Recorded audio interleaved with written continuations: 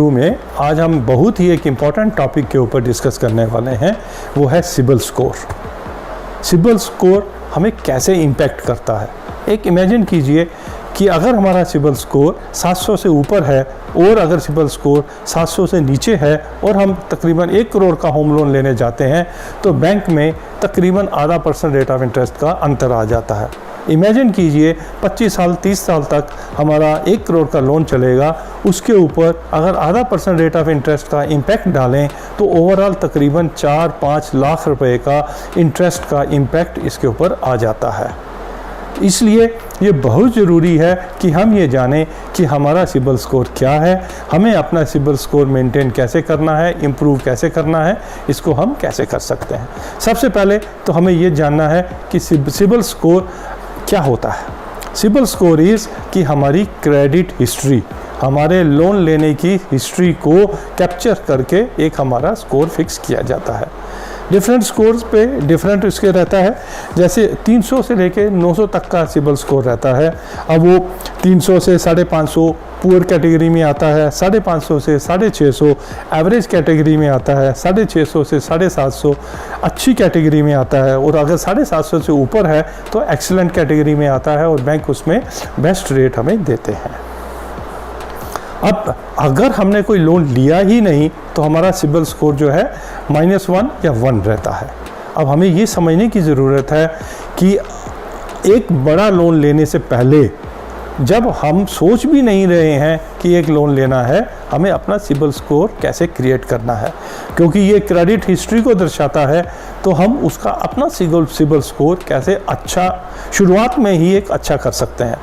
हम क्या कर सकते हैं, से 1 लाख का एफडी हमारे पास है, हमें ज़रूरत नहीं है लेकिन फिर भी हमने उसके ऊपर ओवरड्राफ्ट ले लिया और उस ओवरड्राफ्ट का इंस्टॉलमेंट बनवा ली और उस इंस्टॉलमेंट को पे करते रहे तो हमारी एक क्रेडिट हिस्ट्री बन जाती है।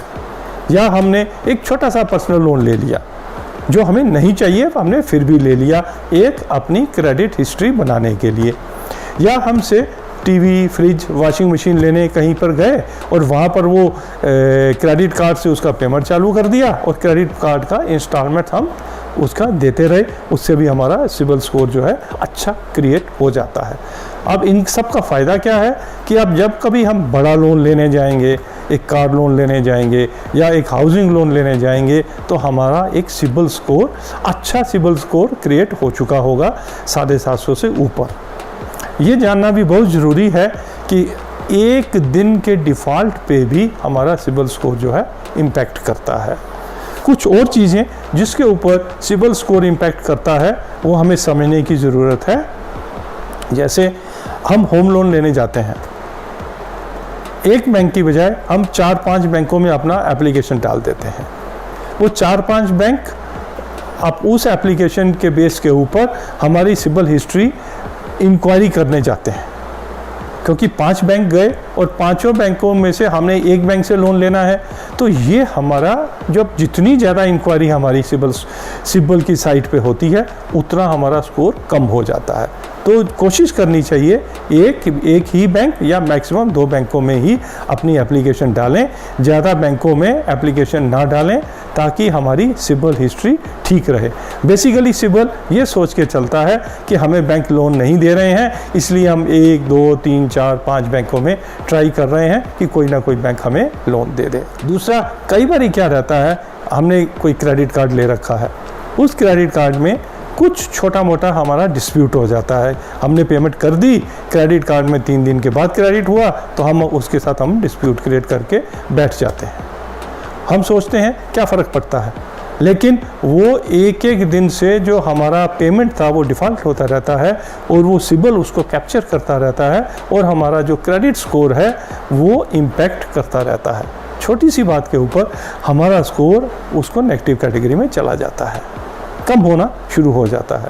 इसलिए ये ज़रूरी है कि जब कभी भी हमारा किसी भी बैंक के साथ किसी भी क्रेडिट कार्ड का अगर कुछ डिस्प्यूट हो, हमें उस डिस्प्यूट को एमिकेबली सेटल कर लेना चाहिए, बातचीत के साथ ईमेल डाल के सेटल करके ये ध्यान रखना चाहिए कि सेटल होने के बाद हम उस बैंक को बोलें, हम उस क्रेडिट कार्ड कंपनी को बोलें कि मेरा सिबिल स्कोर ठीक करवाइए, क्योंकि इसकी वजह से मेरा इम्पैक्ट हुआ है।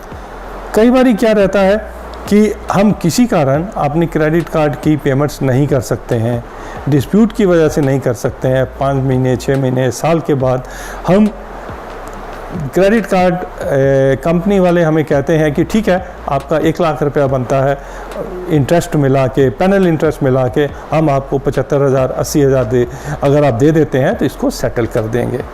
या कई बारी छोटा मोटा अमाउंट जो है क्रेडिट कार्ड कंपनीज़ के बैंक वाले छोटा मोटा अमाउंट 2 साल, 3 साल, 5 साल के बाद उसको राइट ऑफ कर देते हैं अपनी बुक्स में। लेकिन उसका इम्पैक्ट ये आता है कि हमारा जो सिबिल स्कोर है वो ख़राब हो जाता है। पहले तो सिबिल स्कोर ख़राब होता है 1 दिन, 2 दिन, 5 दिन की हमारी रीपेमेंट की इरेगुलरिटी आने से भी होता है। दूसरा ख़राब होता है कि अगर हम किसी डिस्प्यूट को सेटल्ड करवाते हैं, जब हमारे सिबिल स्कोर में वो सेटल्ड आता है तो हमारे सिबिल को इम्पैक्ट करता है। सबसे ज़्यादा इम्पैक्ट करता है जब हमारा बैंक एडवाइस करता है कि अगर कुछ बैंक ने हमारा लोन राइट ऑफ कर दिया, उसको और भी गलत माना जाता है और हमारा स्कोर उसको इम्पैक्ट करता है। तो जब कभी भी किसी भी हमारे बैंक के साथ कुछ भी डिस्प्यूट हो, उसको ठीक तरह से पहले तो डिस्प्यूट होने नहीं देना, अपनी इंस्टॉलमेंट टाइमली देनी, अगर हो जाए तो उसको सेटल करवाना। सेटल करवाने के बाद बैंक को रिक्वेस्ट करके सिबिल कंपनी को, सिबिल को अपनी रिक्वेस्ट भेज के, बैंक की रिक्वेस्ट भेज के अपने स्कोर को ठीक करवाना।